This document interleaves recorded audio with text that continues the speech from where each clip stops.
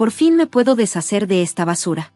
Mi suegra, Emily, escupió esas palabras venenosas con una mirada fría y desdeñosa que me hizo sentir completamente insignificante. Me quedé inmóvil, congelada, mientras sus crueles palabras resonaban en mis oídos. Durante 7 largos años, había soportado su desprecio, diciéndome a mí misma que las cosas podían cambiar. Pero esa mañana destruyó esa frágil esperanza.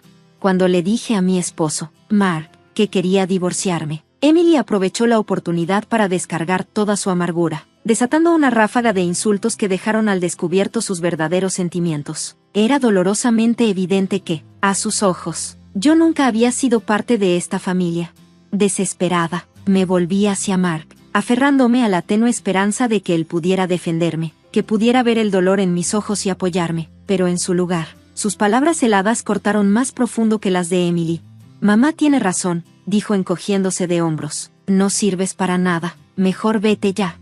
Su mirada reflejaba la de su madre, fría, insensible, definitiva. En ese momento, algo en mí cambió, una calma inesperada me envolvió, apagando el fuego de la humillación y la desesperación. Era como si, finalmente, estuviera viendo la verdad que había estado siempre frente a mí.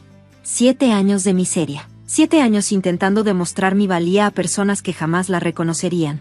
Lo entiendo ahora, dije en voz baja, con una firmeza que no coincidía con el torbellino dentro de mí. Si ni siquiera mi esposo ve valor en mí, entonces no hay razón para quedarme. Mi presencia aquí solo causa daño, tanto a mí como a todos los demás. Fue la primera vez que sentí realmente la fortaleza de mi decisión. Ayer había buscado ayuda, sintiendo que el final estaba cerca, y ahora, como si estuviera planeado, sonó el timbre. Ignoré los gritos llenos de odio detrás de mí, las voces de Emily y Mark mezclándose en una sola cacofonía cruel. Caminé con calma hacia la puerta, mi mano firme mientras deslizaba la cadena. Al abrir la puerta, los gritos cesaron de repente, tragados por un pesado silencio.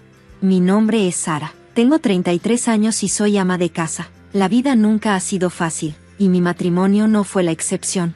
Crecí aprendiendo temprano que el amor podía ser frágil. Mis padres se divorciaron cuando yo estaba en la primaria, un momento que marcó mi infancia. Lo siento mucho, Sara, me dijo mi padre una noche cuando tenía solo 8 años. A partir de ahora, tu mamá y yo viviremos separados. Lo miré, confundida y con el corazón roto. Pero, papá y mamá, ustedes se llevan tan bien, protesté. ¿Por qué dices eso? Mi mamá acarició suavemente mi cabello, tratando de calmarme. Cariño, ya está decidido, dijo en voz baja, pero los dos te amamos muchísimo, te quedarás conmigo, y tu papá te visitará siempre que pueda. Las lágrimas rodaron por mis mejillas mientras me aferraba a mi papá. No quiero estar lejos de ti, papá, ¿te volveré a ver? Él me abrazó con fuerza, su voz temblorosa. Por supuesto que sí, siempre vendré a verte, te lo prometo.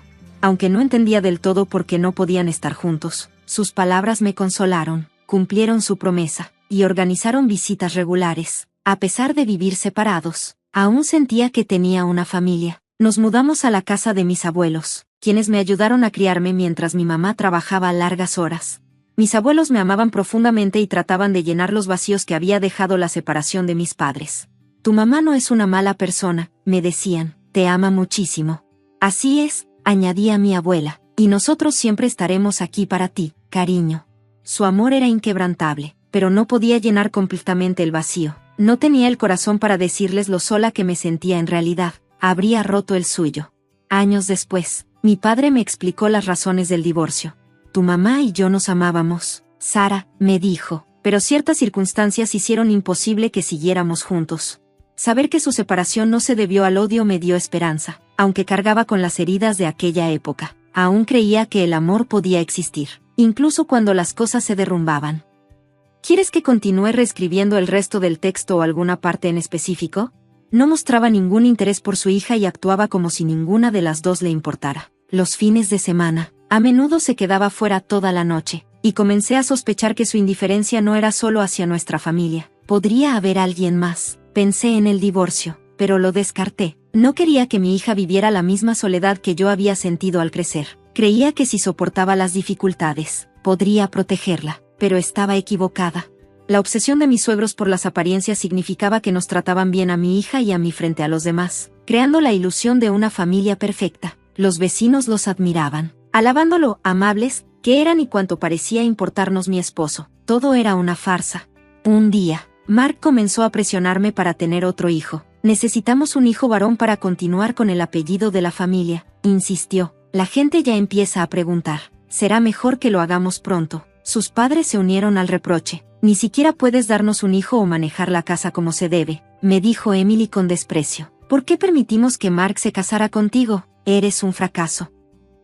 A pesar de todo, intenté cuidar de mi hija lo mejor posible y protegerla de la toxicidad a nuestro alrededor. Para cuando cumplió 7 años, mis suegros y mi esposo prácticamente la habían ignorado. Ella les tenía terror, encogiéndose de miedo cada vez que levantaban la voz. Yo la colmaba de amor, esperando que eso fuera suficiente.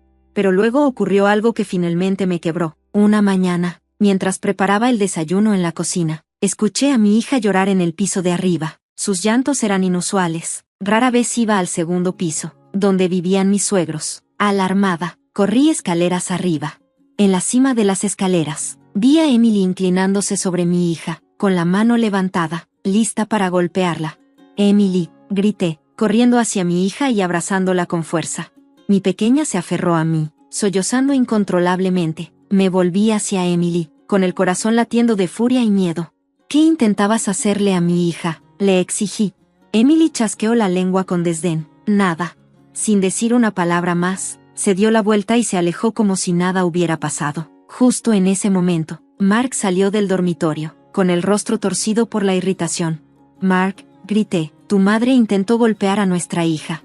Suspiró, chasqueando la lengua igual que su madre. ¿Qué hizo Katie para molestarla? Seguramente es tu culpa por no educarla bien. Deja de molestarme con tonterías. Sin esperar una respuesta, se alejó, dejándome allí de pie con mi hija llorando en mis brazos.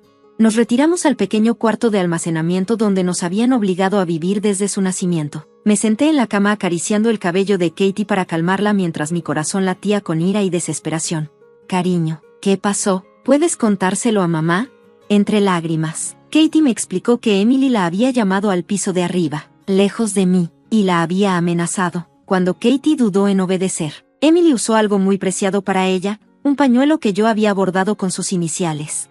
La abuela me lo quitó, dijo Katie, entregándome el pequeño trozo de tela rasgado. Me dijo que si no subía, no me lo devolvería. Mi corazón se rompió en 1000 pedazos. Ese pañuelo no era solo un trozo de tela, era algo que mi hija atesoraba, un símbolo de mi amor por ella. Emily lo había usado para manipularla. Ese fue el momento en que supe que no podía quedarme más tiempo. Esto ya no se trataba solo de mí, tenía que proteger a mi hija, sin importar el costo.